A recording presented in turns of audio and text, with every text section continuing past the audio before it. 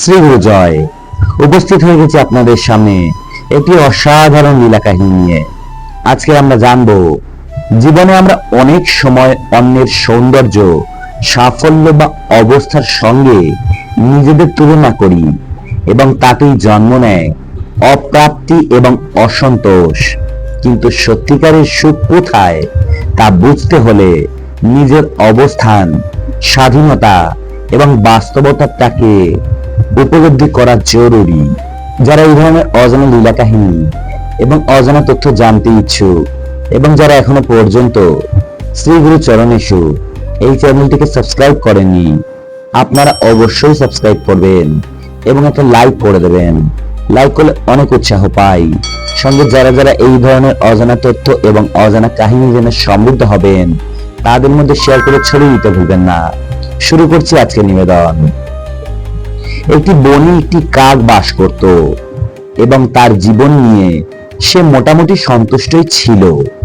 কিন্তু একদিন সেই কাকটি উঠতে উঠতে একটি লেকের পাড়ে যায়। সেইখানে সে একটি সাদা রাজহাঁসের দেখা পায়। এতে সে মনে ভীষণ কষ্ট পায় এবং মনে মনে ভাবে, আমি কত কালো। এতে সে নিজেকে অসুখী মনে করে। কাকটি রাজহাঁসকে বলে, তুমি দেখতে কত সুন্দর, তোমার গায়ের রং কত সাদা, তুমি কি বিশ্বের সবচেয়ে সুখী পাখি? তখন রাজহাঁস কিছুক্ষণ চিন্তা করে দুঃখের সাথে উত্তর দিয়ে বলল, না, আমার তো মাত্র একটা রং।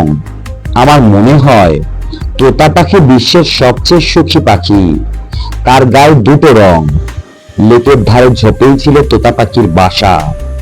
এইবার কাক তোতা পাখির কাছে চলে গেল এবং তাকে প্রশ্ন করলো, তুমি কত সুন্দর, তোমার গায়ের দুই রঙের আলপনায় তোমাকে কত ভালো লাগছে। নিশ্চয়ই তুমি বিশ্বের সবচেয়ে সুখী পাখি, তাই তো? বলো। তোতা পাখিটি তখন হতাশ কণ্ঠে বলে উঠল, আমার তো শুধুমাত্র দুটি রং আছে, কিন্তু ময়ূরের একাধিক রং আছে। আমার মনে হয় সেই বিশ্বের সবচেয়ে সুখী পাখি। এই কথাটি শুনে কাক তো সেখান থেকে চিড়িয়াখানায় চলে গেল এবং খাঁচায় বন্দি একটি ময়ূর পাখিকে দেখতে পেল। সেখানে সে খাঁচার সামনে দেখতে পেল শত শত মানুষের ভিড়, যারা সেই ময়ূরটিকে দেখবার জন্য এসেছিল। একটি সময়ে মানুষগুলো চলে গেল। তখন কাক ময়ূরের কাছে গিয়ে প্রশ্ন করলো, প্রিয় ময়ূর, তুমি কত সুন্দর। প্রতিদিন হাজার হাজার মানুষ তোমাকে দেখবার জন্য এখানে আসে, অথচ মানুষ আমাকে দেখলেই দূর দূর করে তাড়িয়ে দেয়। আমার মনে হয় তুমি বিশ্বের সবচেয়ে সুখী পাখি।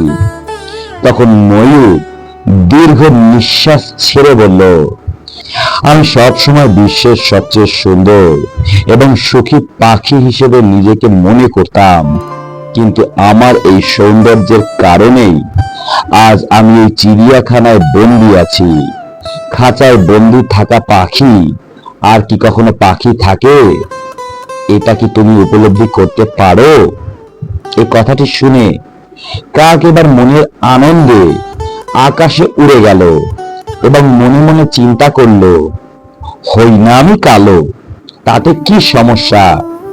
আমি যে মনের আনন্দে নীল আকাশে উড়ে বেড়াচ্ছি, এর চেয়ে বড় সুখ আর কি হতে পারে? আমরা জানতে পারলাম, সুখ বাইরের সৌন্দর্য বা বাহ্যিক জৌলসে নয়, বরং নিজের জীবনকে গ্রহণ করার মধ্যেই নিহিত। অন্যের জীবনের প্রতি অযথা আকর্ষণ না করে নিজের স্বাধীনতা এবং বাস্তবতাটাকে মূল্য দিতে পারলেই সত্যিকারের আনন্দ পাওয়া সম্ভব। বাস্তব জীবনে আমাদেরও একই রকম সমস্যা। আমরা সর্বদা অন্যদের সঙ্গে আমাদের অপ্রয়োজনীয়তার তুলনা করি এবং নিজেকে নিয়ে মনে মনে কষ্ট পাই। কিন্তু আমরা কখনো এটা ভেবেই দেখি না যে না চাইতেই ভগবান আমাদের কত কিছু দিয়েছেন।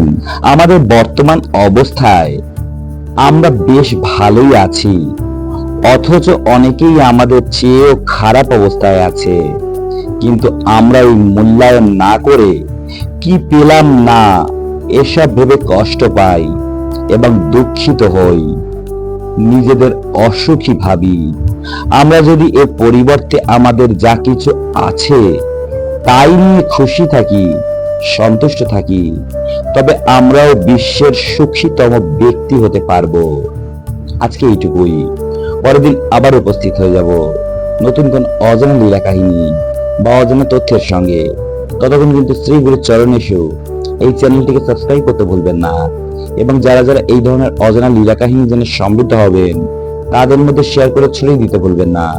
ততক্ষণ সকলে অনেক ভালো থাকুন, সুস্থ থাকবেন। দেখা হবে পরের দিন। শ্রী গুরু জয়। হরে কৃষ্ণ। রাধে রাধে। ওম নমঃ শিবায়। নমস্কার সবাইকে।